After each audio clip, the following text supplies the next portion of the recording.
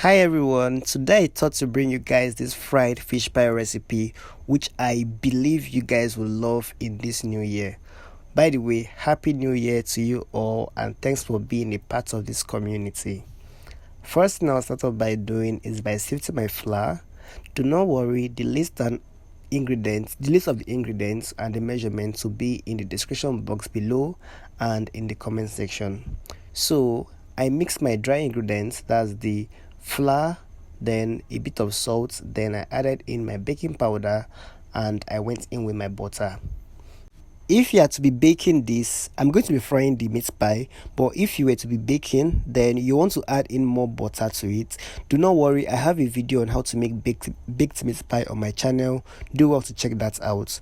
Then if you are to be baking, you need more butter, but since I'm going to be frying this in very deep oil, then I'm going to be adding less butter so that the meat pies are not too oily. Now I'm just going in with some room temperature water. Then I'm just going to begin bringing this together. I'll begin by kneading gently. Then I'll add in some more water if I notice that I need more. You do not want this dough to be too sticky. You don't want it to be too light and you don't want it to be too hard. You just want it in between. Let it be perfect. You will see what I'm talking about very soon. This is exactly the type of consistency you should be aiming for. Then I'm just going to divide this into two. Set one aside for the fish pie and the other for the meat pie. The meat pie recipe is on my channel already. For the meat pie filling, I had this cote fish in the freezer. I will find the English name for the fish and I use this instead of mackerel fish. Then I season with some curry powder, thyme and one seasoning cube. Then I added in some water and I cooked for about 5 minutes on medium heat till it was cooked. You can choose to add more spices. You can choose to remove the curry or thyme and use only seasoning cube. Whatever you want to do, please do you. After 5 minutes, the fish was ready. I took it out of the pot and I set aside to cool a bit before I debone. I couldn't wait for it to cool down completely, so I had to take out the bones and I did it carefully so it did not burn me. So another way you can do this is by taking out the bones from the fish before you start cooking, but I find that wasting the fish because there will still be some fish flesh on the bones, so you just throw away some fish. But to prevent that, especially in this tipping economy, and I pray this 2025 is going to be favorable for us all, to prevent that, just boil the whole fish and to be very easy to watch the flesh fall off from the skin, from the bones. So after that, I'll just mash that up with a fork and set it aside for later. I'm going to begin by heating up some oil in a pot. Then I'm going to add in some chopped up onion, then some pepper paste. This is a combination of pepper and onion. Then I'm just going to mix everything well to combine before I introduce my fish. I'm going to add in my shredded fish at this point. Then I'm just going to mix everything well to combine for the next 2 to 3 minutes on low heat so that it does not burn, before I now go ahead to introduce my vegetables. The vegetable of choice I'm going to be using today is the regular potatoes and chopped carrots. That's what I'm going to be using. You can choose to add more veggies. You can choose to remove, do you, like I said. I just went in with the fish broth. Then I'm just going to add in enough water to cook the veggies so that it can be properly cooked. Then I'm just going to cover the pot and allow it to cook for the next 3 minutes. You don't want to overcook the vegetables. 3 minutes later, it's time to season this. I went in with some curry powder, thyme and one seasoning cube. Then I mixed everything well to combine. To be on a very safe side, you want to under-season this so that once you add in your thickener, it is not going to be too salty when it thickens.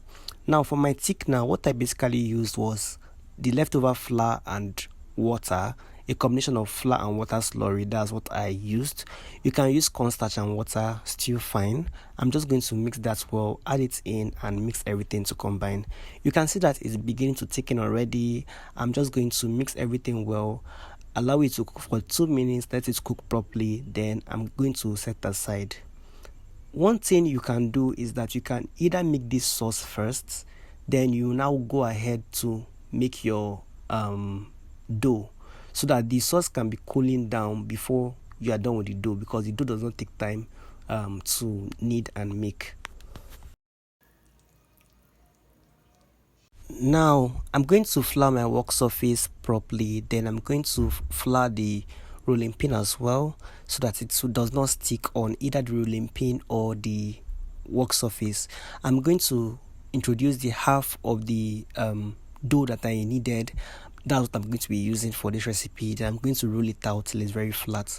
You will see the density, how dense it's going to look like. You don't want it to be too dense, you don't want it to be too thin. If it is too dense, then it's going to not cook properly, it's going to be too hard. But if it's too thin, it's going to soak up a lot of oil and it's going to be too crunchy. Right now I'm going to use a round surface material to cut out the dough till I'm done with it. So once you're done with this first step, you want to re-knead the dough again. Then you want to cut as much circles you want to get from it, cut as much as you can get from it, then before you add in the fillings.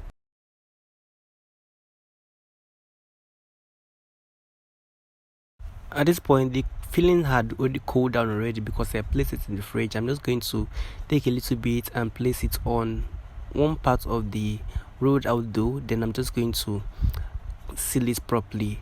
To seal, you can either use water or you can use egg wash to seal. I used water because I don't have egg wash available. Then I just seal this properly. Then I set aside and I seal the rest for frying. Note that if you have a meat pie cutter, then it's going to be super easy for you to do. But if you don't have, like me, then you want to use a fork to seal this properly and make sure it does not burst when it's frying.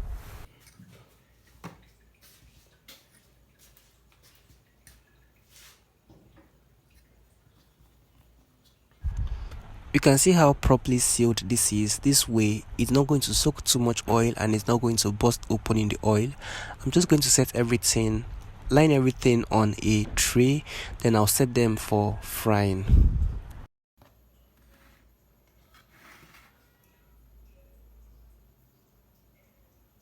So a dry pot, I'm going to add enough oil because I'm going to be deep frying this. Then I'm going to allow this to heat up a little bit. You don't want it too hot. Then I'm going to begin dumping the meat pies into it so it can fry. At the initial stage, you don't want to stir this because the dough is still kind of soft, so that it does not burst open. Just wait for it to fry for like 1 minute before it starts stirring consistently so it can fry on all sides. If you are still watching to this point, then please hit the subscribe button and like this video, and also turn on the bell notification so that you can be notified whenever I upload a new video. So you want to fry this, continue frying this on both sides, continue stirring so that one side does not brown and the other side is not just white, so that everywhere can be evenly fried. Then once it's well fried, you can see that it's properly fried. Then you take it out of the oil.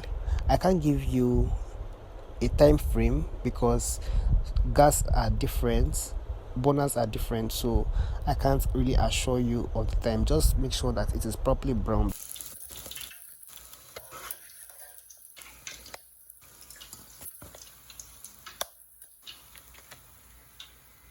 This is what it's looking like. Very nice, and it was really tasty. I won't lie, that's a fact. It was really tasty.